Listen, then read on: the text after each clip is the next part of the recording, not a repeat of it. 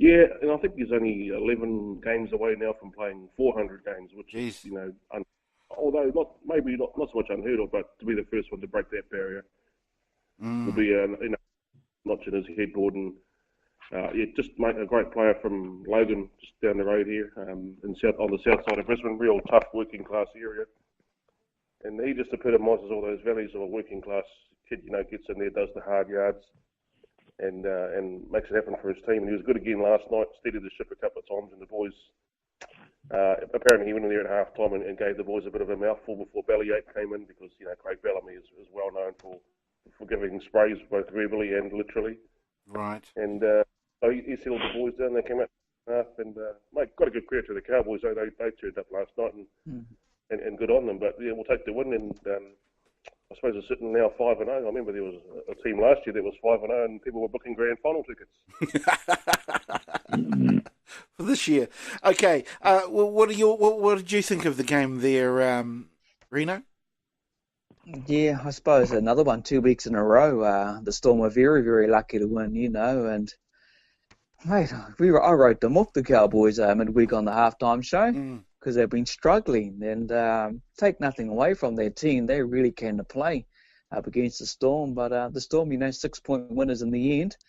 Is JT said the controversy at the end, but I think the big overshadowing point of that extra game now with what Cam Smith has achieved. Look, a nice touch when the kids are out there as well, when he kicked the goal. Also, when he got carried off. This guy in the future is going to be an immortal of the game, and will go down in history as one of the modern greats of the game as well.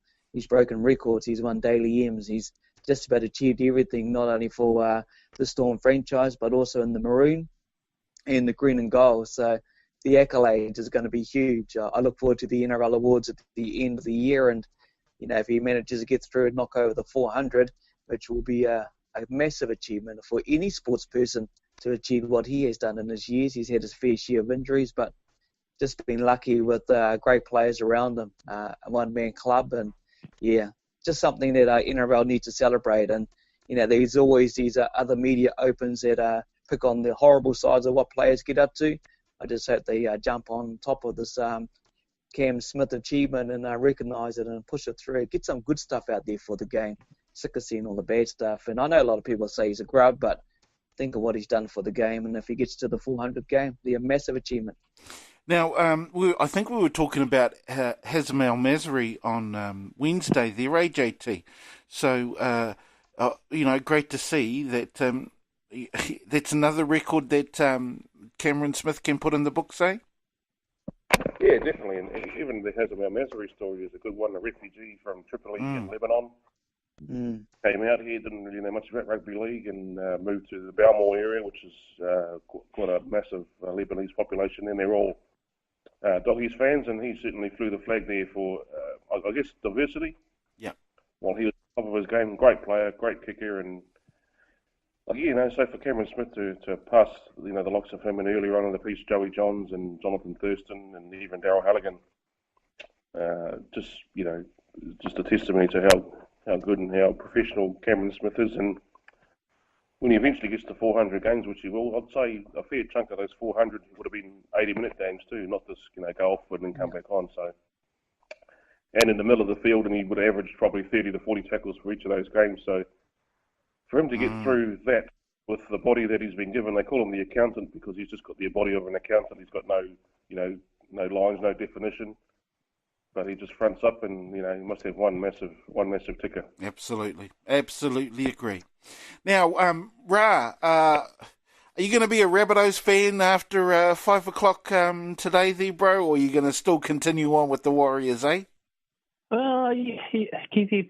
Now we were talking about how the coast had in rugby. The East Coast had those successful years. The Warriors kind of remind me of the coast, how they had all those bad seasons and then all of a sudden they got their A into G and they started winning and doing well. I think the Warriors are pretty much in that same basket. One day they're going to hit their strips. It might not be this year. Then again, you never know. They may pull a rabbit out of to use the Rabbitohs term, they may pull a rabbit out of the hat and start winning from here on in. But that's like a big miracle. But no, I'm going to back the Warriors. Yeah, I like to keep the faith. They bandy that about all the time. It gets a bit sickening, but faith can only last so long, especially if they keep losing. But the more they win, always sort of tends to draw, the fans back. But I'm gonna back them, Keithy. Got to keep backing them. I don't usually back losers because of that fact. They tend to lose more than they win. But I don't know. I think that spark's going to hit the Warriors one day. Don't know when. If I do, it'd probably be a millionaire. And when it does, I'm going to be riding on the top of that bandwagon. When they don't win, well, you know me, I'm the first to put the boot in. Absolutely. And put the boot in really hard. Are they going to pull something? Are they going to pull a rabbit out of the hat today there, Reno? Well, that's a bigger headline in Izzy Falou at the moment, mate. Ra Walker supports the Warriors. Holy hell. I'm going to get a hold of the New Zealand Herald and over your way and put that in the Herald. Mark the date on the calendar. Mark the date on the calendar. That's a future promo for the show there, that one. Oh, Mr. Walker. Warriors over the Rabbits. Will they win the question you asked? Before me and JT are going to come across to the Warriors face. They're going to make the final well, first. It's up where, it's up on the sunny side up there as well, where they're playing this game.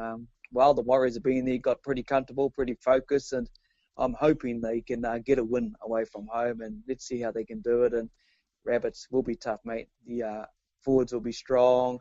No Greg Inglis and no GI, but this will be a hell of a game because hopefully the Warriors can do it.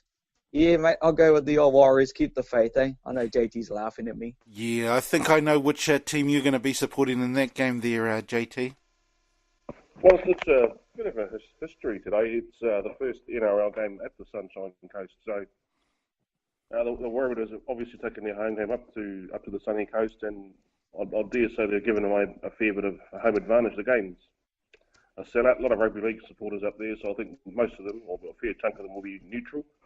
It's going to be a hot day up there too. So, you know me, boys, keep putting that boot in up the Rabbits. Knights and the Sea Eagles later tonight, JT. Yeah, interesting one. The Knights, after their much touted off-season buying, have really struggled so far. And I see their superstar fullback Kalen Ponga went back to New Zealand for a tangi sort of midweek, and at this point in time, I'm unsure whether or not he's going to make it back. And Manly showed a lot of class last week, but look, I'll give the Knights one last chance. Fair enough. What do you reckon there, Reno? Yeah, got to go for the Knights, mate. High expectations. They've got to pull something out of the bag. Mind you, the Eagles have been good last week. They've been going pretty good the last few weeks. But, I'll be with JT, mate. Go with the Knights. Sharks, Roosters there, Reno? Yeah, Sean Johnson. Let's hope he can spark this one and cause a big ups. Tough at home are the Sharkies, and Roosters are looking like in good form. They're one of the top teams up there with the Storm of the moment. So, Sharks might be too strong at home. And I know you don't like either team there, JT, but which one are you going for in this one? I'm actually hoping the Sharks can turn up and play that ugly style of football and ground the Roosters into the ground. So I'm going for the Sharks there because I've got a little bit of money riding on it. No, fair enough. What about the Bulldogs Dragons there, JT? Yeah, Dragons have won a couple of games rather unconvincingly, and I think the Bulldogs, if they can turn up like they did last week, that's going to be the key to them getting a good performance in tomorrow's game against the Dragons. So if the Bulldogs can get their mental preparation under control and fire, then I think the Bulldogs can beat the Dragons. What do you reckon, Reno? Yeah, go the Doggies, bro. Nice. They haven't been having a great season, though, have they, Reno?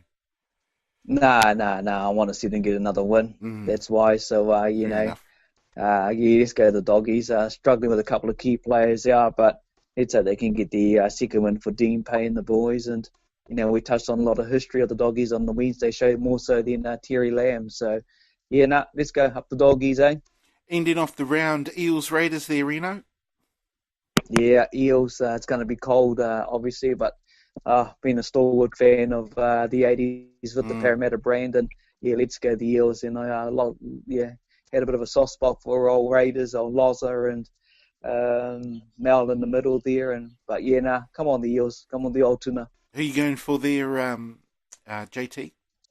Yeah, tough one, mate. It's a toss of a coin there. One Raiders at home Looks like they could be the goods, and it's very, very cold down there, as Reno said. So, and these two sides, you don't know what you're going to get week in, week out.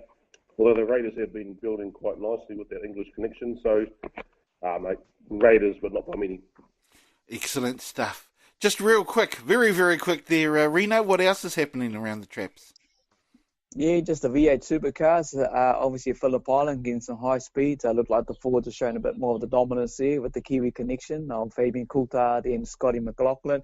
The netball during the midweek, Pulse really gave it down there to Dunedin to the Southern Girls. Really gave it to them. Everyone talked about the Southerners being too strong at home, so take your head off to the Pulse. They've got something going on there, and this young 17-year-old that's playing for the Mystics. Just still in college and maybe quickly drafted right into the Silver Ferns.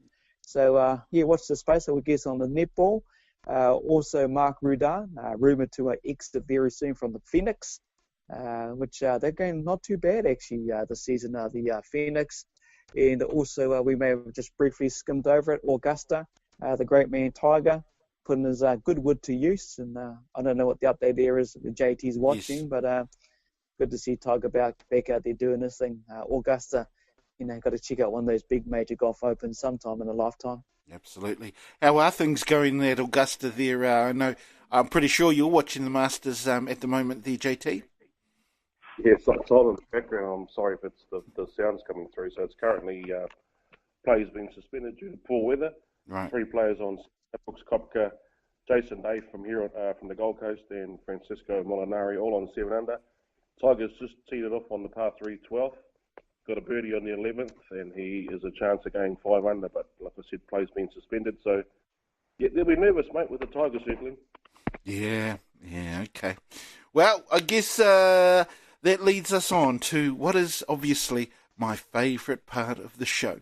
Obviously, when we get able to get a bit of our angst out that has built up over the week, a part that we tend to call... Put the boot in! My Put the Boot in, I'm not sure if it's going to myself or to Anchor, FM or what, but for those of you who are staunch listeners of the Full-Time program, especially through podcasts, I've kind of been... I've tried out a new way of doing things, which hasn't really worked, and that means that our last couple of full-time episodes haven't been logged onto Facebook. So, I think I'm putting the boot into myself or to this brand new thing that I'm trying to work out called Anchor FM. So there we go. That's my Put the Boot In! Yeah, might put the boot in going out to Izzy Falou. I mean, he seems to be the man of the moment in terms of what he said. Look, I'm more for, people kind of, speaking their mind. If it's positive, I mean, if you've got any negative sort of thoughts, just keep them to yourself. That's your buzz. I mean, most people have negative thoughts, but, Ian South's going around sort of opening our mouths and sort of, letting it out. To your own buzz, keep it to yourself. And the world's already a tough place as it is. We don't need sort of, negative rhetoric. If anything, we need positivity in this world. So that's my put the boot into Izzy Falou. Put the boot in! Yeah, my Put the Boot in goes into particular people at the Albany Stadium pool earlier in the weekend just gone by, and also more so the pool attended. One young lady with her partner, Yvette Harvey Salter, was wearing her bikini, and obviously some of the patrons there didn't like what she was wearing. I didn't think it was that too revealing, as they made it out to be. The lifeguard stood up for the people and asked her to leave. They hit the headlines on Monday when everywhere crazy. Everyone was asking a question about it, what is appropriate and what is inappropriate to wear at the town pools. Definitely what she was wearing wasn't inappropriate. So, yeah, to those people who want to look at them and flabbergast and say things about, I guess she just looks too hot in a bikini, and got a bit iffy because their Tanya might have been staring at her. But, yeah, just to the pool attendant, to those at the Albany Stadium pool, just want to put the boot into them. Put the boot in! Yeah, nice short and sweet one for me this week. I don't even know the guy's name, and I know you shouldn't make fun of the dead or make light of the dead, but this idiot in Kruger National Park in South Africa, one of the most famous game parks on earth. Decided with a couple of his mates to try and hunt some rhinoceros for their